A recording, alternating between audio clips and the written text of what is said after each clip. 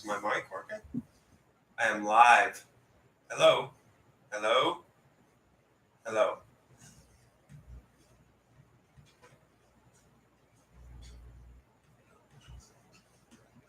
Since nobody's watching, I will fix this real quick. What?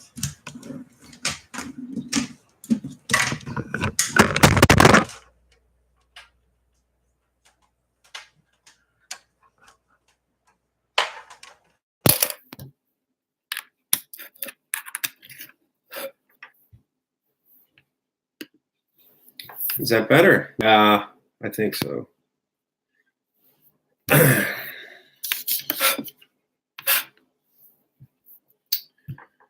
Since nobody's watching, and this is day 59 to Ironman Louisville. What have I learned? I just want to let you know I'm still here. I'm still working it. I'm still training pretty hard, honestly. It's Thursday.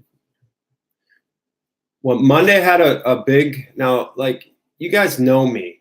And on Monday, it's been a huge week because we had camp over the weekend. We did 2 big rides at the trace. And then Sunday morning, we did about 2,000 at the lake. And then Monday I got up, and you know me, I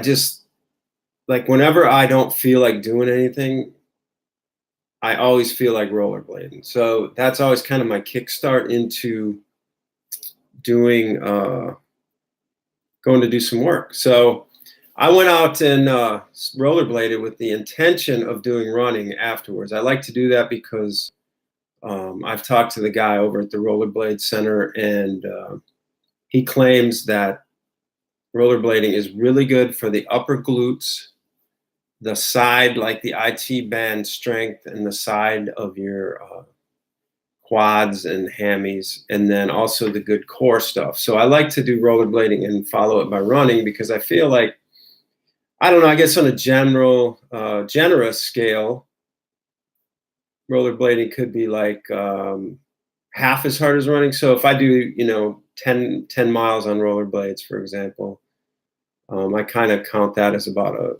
equivalent of maybe 5 miles of running. That could be off, could be whatever, but if you put effort into it, it is pretty, you can go, I like to go, it's kind of explosive and it's not as pounding, so I can do my sprinting things on blades. And then what happens is I'll run after that. So the other day I did 10 miles on rollerblades, and then I went out and did a 10:17 run, but I descended every mile, and I did it at the lab, if you've ever been there. So it's a 1.2 mile loop. I went out the first loop and did a 10-minute pace and walked if I got below it. And then the next lap I did 9:45, and then I did 9:30, and then I did 9:15 and 9, and then I was like, just going the 8s, high 8s. Anyway, I went about 8 miles after 10 miles of rollerblades, so that's 18 miles of circles in the lab in a hot sunny day, and I did that around 1 o'clock or something. It's a tough workout, but it doesn't really kill me, and that's why I like the blade part of it, because of the balance and the extension and everything like that. So anyway, that was Monday, and that was after camp, as I mentioned. Tuesday I went to the lake again. So Sunday, Tuesday at the lake, and this time I've decided that my thing with swimming is I need to practice going long, because in most of my Ironman races I've gotten to the last 500 to 700 yards, and I feel like I've gotten tired and I lose my form and the whole 9 yards. So anyway, I've decided I'm going to go out and swim long, and I'm not going to, I swim fairly hard. I don't know, I guess I mix it up, and I'm trying to get stronger and faster, but I'm really trying to build endurance in the water. So I went out there the other day and I did these buoy laps, which are about 850 to 900 yards. I did 3 of those, and I did a 600, and it all came out to about 4,200 yards. But here's the key. Now, I found out, and we talked about this on the podcast today, keeping positive. Don't let negative thought, turn down the negative thought volume, whatever it's called. It's a good podcast. You should check it out, Crushing Iron Podcast. I am Mike, the co-host, by the way. So anyway, I'm in the water, and what happens to me when I go on long swims is I start figuring things out, because I'm not turning all the time, and I'm not trying to 25-meter pool. I could be going cool and, cruising down one lane and then just completely lose it on the next stroke. So if you're going for a long time, it's pretty killer, So what I found out is that, Coach Robbie always talks about get long and and extend and stay wide and stay in your box right here.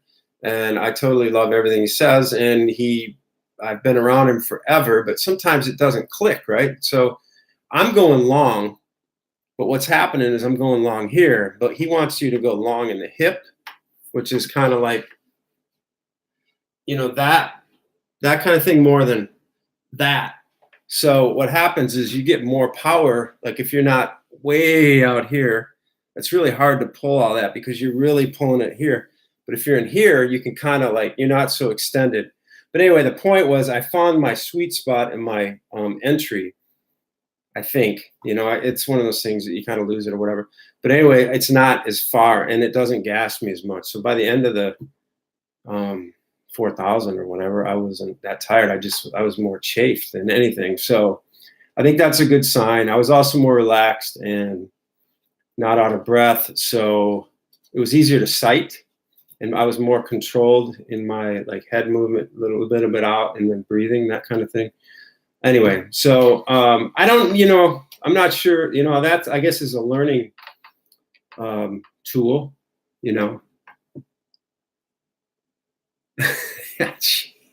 Trending Taco says, "Hi, John. Do I eat tacos?" Man, I eat tacos. I had tacos last night at Rose Pepper here in town. Fish tacos, by the way. So what was I at? Oh, Wednesday. Yesterday I went out to the lab again, and people have been here. They understand the potential torture that place can be. And oh, hey, I didn't see you here, John. Hey, what's up? Are you still here? I appreciate the compliment. My looks are all in the lighting. So it's anyway, the lab can be a torture device. That's why we call it the lab, because it's based off the energy lab in Kona, and it's just basically an open field with sun and blacktop and circles. And I went out there and rode yesterday, and my thing yesterday was basically kind of warm up for 15 minutes and then practice aero. I went around that circle, who knows how many times, but it was about 2 hours. And I was mainly in aero, probably 95% of the time. And I tried to keep a little bit above Ironman effort actually for a couple hours. And it's super windy out there too, so you have to be careful. You have to kind of with me, without a power meter, I kind of gauge my effort going into the wind and with the wind, and I try to keep even effort. Sometimes I think I give more going into the wind, but it's something I think about a lot. And like I said, I just the lab, going in the wind is sort of a little bit of a hill simulation. And I like riding out there because you can just stay in aero, and aero is so important. Even climbing in aero, not those real tight pincher hills, but those little gradual climbs. You want to really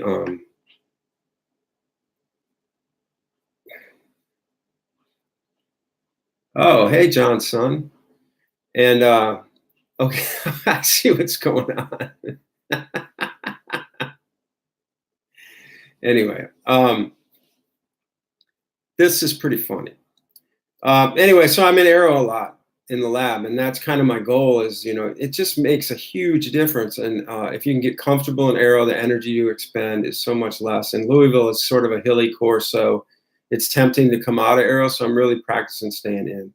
And I even do that when we go to Natchez Trace. I try to climb a lot of the hills out there in Arrow. They're long, not too steep, but they're long.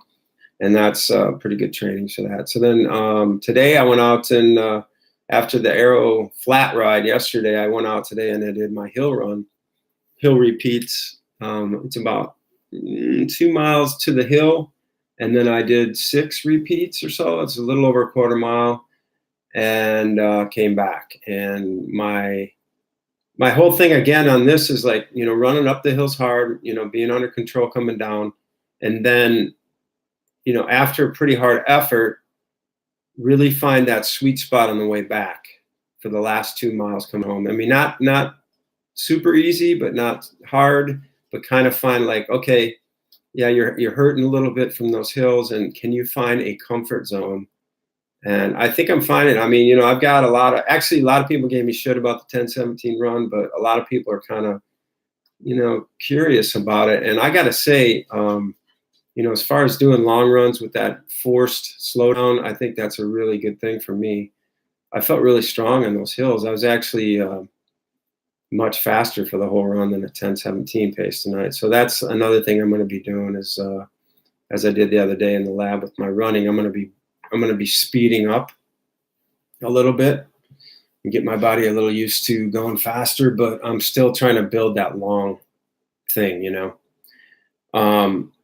But anyway, that's a few things I've been up to, and thank you for checking in. I'm going to try and keep doing these, even though they're probably boring as shit, but it's my way of remembering what I'm doing and talking about it and learning. So hopefully you're getting something out of it. And I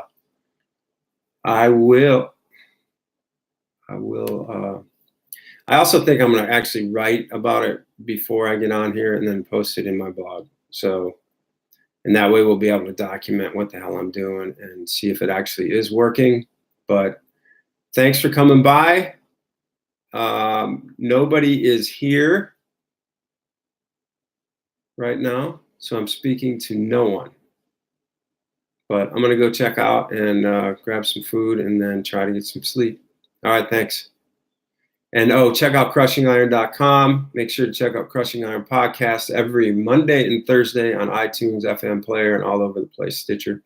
I don't know. It's out there, and it's seems to be catching on. So we'll talk to you soon.